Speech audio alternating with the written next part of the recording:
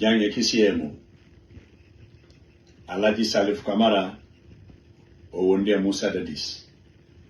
o wonde Sekuba Konati o wonde Alpha Konde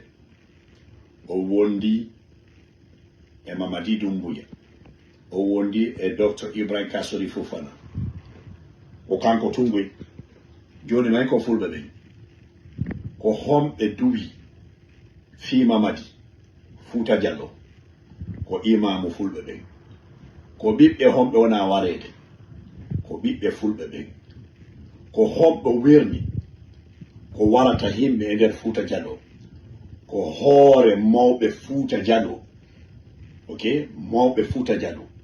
werni waraybe bibbe mabbe Alaji Salif Kamara o wernali waro soso Alaji Salif Kamara o wernali yo berbe da campagne bascot Alaji Salif Kamara o wernali yo alqurana jangi fibe waraybe Fouta be werni jangebe alqurana be werni waraybe bibbe mabbe be werni corruption be tetti constitution be jindidemu ko Fouta ko men tongani imamujo wata onat ko julirde Alaji Salif Kamara wadam Alaji Salif Kamara ala su dentere makko me bibbe soso alaka warede gui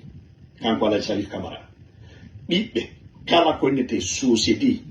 e muni su ferafi parce que attentir sina amma ala ko hamere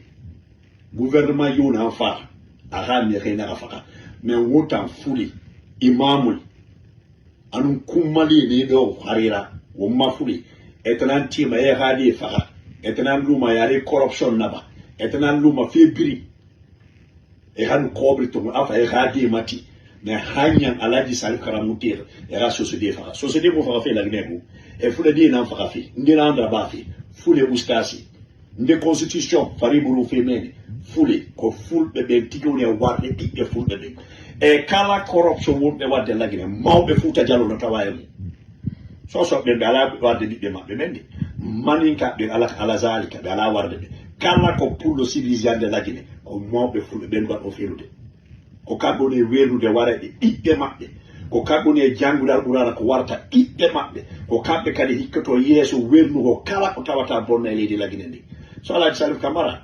ko intérêt so be mo jokki wana intérêt fulbe ene non mawbe men ko lorru golle woni golle mabbe ne den fel Alaji Salif Kamara ndare ko bibbe so jolo warete e der ani ndar ko bibbe fulbe jolo wana warede ko don ando ton mawbe men tigi woni ittude ene sadaka fi intérêt ji mabbe Alpha Ousmane Diallo Jamburia wassalam